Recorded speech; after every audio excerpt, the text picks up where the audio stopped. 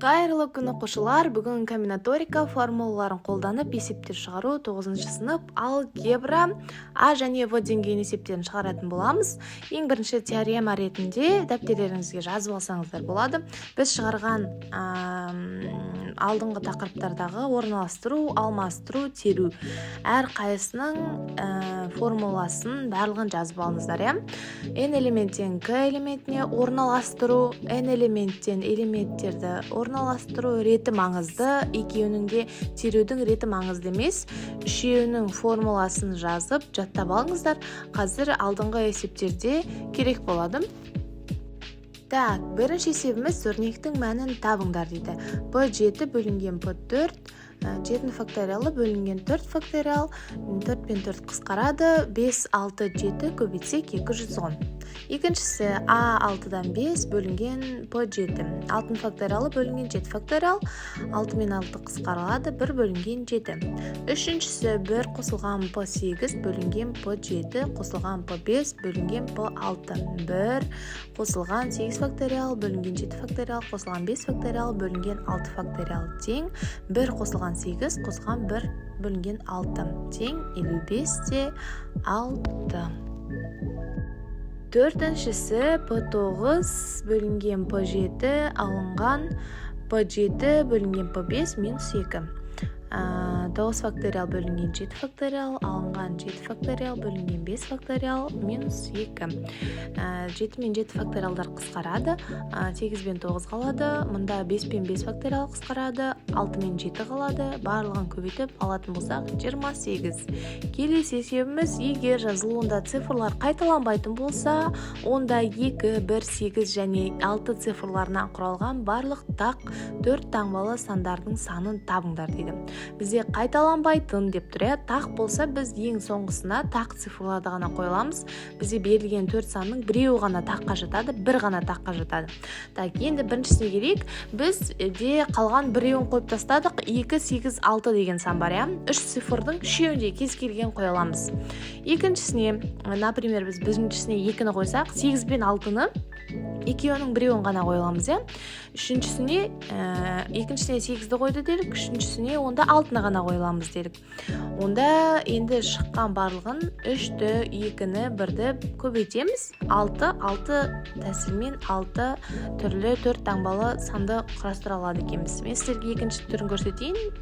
Онда эгер биз берилгенде кайталанатын деп алсак не істейміз? Кайталанатын 4 таңбалы так санга аякталатын 4 таңбалы сан кураштыруу керек десе. Так болуу үчүн биз аяккысына обязательно 1 болуу керек. Ал биринчисинде биз 2, 6, 8 кез келген кое аламыз, Экинчисине де, үчүнчүсүнө де осылай 2-ны, 6-ны, 8-ди кез келген кое аламыз. Ягни кайталана берүүгө болот. 2221, 6661, 8861 деген сыяктуу. Енді 3-ті 3-ке көбөйтөбүз, 3-ке көбөйтөбүз 1-ге тең 9. 9 эгер кайталанатын 4 таңбалы сан жасауымызга болот экен. Үчүнчүсү теңдөөдү шешиңдер дейді. AX1 тең 5. Алдыңкы эсептерибизде чыгарып едик го, туура согон окшойт. X факториал бөлүнгөн X минус 1 факториал тең 5. X факториалды биз ашып жазатын болабыз. X минус 1 факториал көбөйтүлгөн X бөлүнгөн X минус 1 факториал тең 5. X минус 1 факториалдар кыскарады, тең болот X тең 5 деген жооп чыгат. Экинчиси AX1 тең 5x. X факториал бөлүнгөн X минус 1 факториал тең 5x. X минус X'ты ашып жазамыз.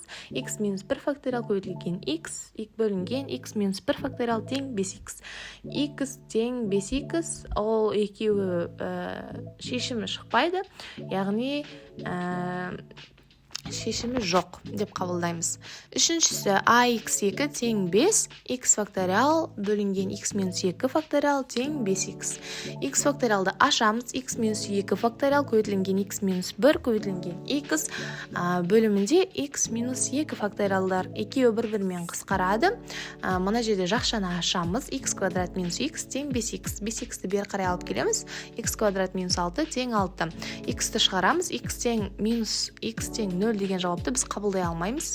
Біз теріс мәндерді нөлді ала алмаймыз. Сондықтан біздің жауабымыз тек қана x тең 6 деген жауапты ғана аламыз. Төртінші есепке келдік. ax2 тең 4x плюс 24. x факториал бөлінген x минус 2 факториал тең 4x плюс 24. x факториалды ашып жазамыз. x минус 2 факториал көбейтілген x минус 1 көбейтілген x бөлімінде x минус 2 факториал тең 4x плюс 24. x минус 2 факториалдар қысқарады. Мына жерден жақшаны ашамыз. x квадрат минус x тең 4x плюс 24. Екеуін жинаймыз, мына жаққа қарай жақшаларға шығарамыз. Сонда бізде x минус 3 және x тең 8 деген екі жауап шығады. Біз минус сандарды ала алмаймыз. Сондықтан жауабы тек қана x тең 8 болады. Кеттік келесі. Азық-түлік дүкенінде алманың 6 сұрыпы және мандариннің 3 сұрыпы бар. 1 килограмм алма және 1 килограмм мандаринді қанша тәсілмен сатып алуға болады, иә? Бізде 6 түрлісі бар. 6 түрлінің біреуін ғана аламыз. Онда 3 түрлінің біреуін ғана аламыз. Сондықтан 6-дан 1, 3-тен 1 түйрүү арқылы шығаратын боламыз. 6 факториалы бөлінген 1 факториал көбейтілген 5 факториал көбейтілген 3 факториал бөлінген 1 факториал көбейтілген 2 факториал. 6 мен 3-ті көбейтеміз. 18 түрлі тәсілі бар екен. Келесі, ой қызық басталды. Так, тепе-теңдікті дәлелдеңдер дейді. S7-ден 4 қосылған S7-ден 3 тең S8-ден 4. Бұның бәрін ашып жазайық енді. 7 факториал бөлінген 4 факториал көбейтілген 3 факториал қосылған 7 факториалға көбейтілген 3 факториал 4 факториал мында 8 бөлімдерінде 4 факториал 4 факториалдар. Қысқартатындарын қысқартамыз. Мында барлығы толық жазылып тұр. Тоқтатып өздеріңіз қарап алсаңыздар болады. Мен егер тез айтып жатқан болсам, мында 4 факториалдар қысқарып кетеді. 2 мен 3 пен 6-ны қысқартамыз. Мына жағында 4 пен 8-ден қысқартамыз. 35 қосылған 35 тең 70, 70 пен 70 екі жақ, значит, бір-бірімен тең болады. Екіншісі S8-ден 4 плюс S8-ден 3 плюс S9-дан 5 тең S10-нан 5. Дұрысы бағанағыдай, мыналардың барлығын ашатын боламыз. 8 факториал бөлінген 4 факториал көбейтілген 4 факториал қосылған 8 факториал бөлімінде 3 факториал көбейтілген 5 факториал қосылған 9 факториал бөлімінде 5 факториал көбейтілген 4 факториал тең 10 факториал бөлінген 5 факториал көбейтілген 5 факториал. Енді қысқартылатындардың бәрін қысқартамыз. 4 факториалдар мен 4-тер қысқарады. 2 мен 3 пен 6 қысқарады. 4 пен 8 қысқарады. Мында 2 мен 3 пен 6 қысқарады. Так, мында 2 мен 3 пен 6, 4 пен 8 қысқарады. Мына жақта 5 пен факториалдар мен 5 факториал кетіп қалады. Мында 6 мен 2 мен 3-ті, 8 мен 4-ті, 10 мен 5-ті қысқартамыз. 70 қосылған 56 қосылған. Ал мына жағында 252 шығады. 250 мен 252 екі жағы бір-бірімен тең болады. Келесі үшіншісі S5-тен 0 плюс S5-тен 1 плюс S5-тен 2 плюс тағы да сол сияқты плюс S5-тен 5 тең 32. Біз алдыңғы сабақта, теорияда, видеомызда, менде берілген теорияда қасиеттер бар болатын. Ол кітаптарыңызда бар. Бізде соның ішіндегі 4-ші қасиетінде бұл сай келеді. 4-ші қасиеті былай. SN0 қосылған SN1 плюс тағы да сол сияқты плюс SN-нан N тең 2N-ға тең. Біздікі де тура соған келіп тұр. Бізде N-нің орнында 5 берілген, я? Ал бізде осының барлығы 2N-ға тең. Значит, 2-нің 5 дәрежесі болады, я? Тең 32, екі жақ 32, екі жақ бір-бірімен тең болады. Қасиеттерін ұмытпайық. Алдыңғы видеода қасиеттерінің фотосы бар болатын. Қарап шықсаңыздар болады. Онда 6 есептеңдер дейді. P4 бөлінген P8 көбейтілген A8-ден 4. 4 факториал бөлінген 8 факториал, мында 8 факториал бөлінген 4 факториал. Екеуі бір-бірімен қысқарады, тек бір ғана қалады. Екіншісінде де тура сондай P5 бөлінген P9 көбейтілген A9-дан 5. Екеулері екі жақ бір-бірімен қысқарады, тек қана бір қалады. Үшіншісі P20 A20-да 15 бөлінген A20-да 3. Так, факториал жаза аламыз. 20 факториал, астында 20 факториал бөлінген 5 факториал, бөлінген 20 факториал бөлімінде 17. 20 мен 20 қысқарады. 5 факториалды ашып жазайық. Мына жақтағы бөлімді көбейтуге айналдырайық. Алым бөлімін ауыстырамыз. Сонда 17 үстіге кетеді. Астында 20 болады. 20-ны ашайық. 17 мен 17-сін қысқартайық факториалдарды. Мына жақта 18, 19, 20 қалады. 20-ны 4 пен 5 пен қысқартайық. 18-ді 2 мен 3 пен қысқартайық. Сонда бізде жауабы 1 бөлінген 57 деген жауап шығады. Төртіншісі P14 бөлінген A14 10 бөлінген S6 5 бөлінген S11 11. 14-тің факториалы бөлінген 14 факториал бөлінген 4 факториал бөлінген 6 факториал бөлімінде 5 факториал көбейтілген 1 факториал бөлінген 11 факториал бөлінген 11 факториал көбейтілген 0 факториал. 14 пен 14 қысқарылады. 4 факториалды ашып жазайық. Мына жерде көбейтуді бөлуге айналдырып жазайық. 5 факториал мен 5 факториал қысқарады. 6-ның өзі қалады. 6-ны мына жақтағы 2 мен 3 пен қысқартамыз. Мына жақтағы 11 мен 11 қысқарылады. Сондықтан ол 1 болады. Значит, бізде тек қана 4 қалады. Жауабы 4 болады.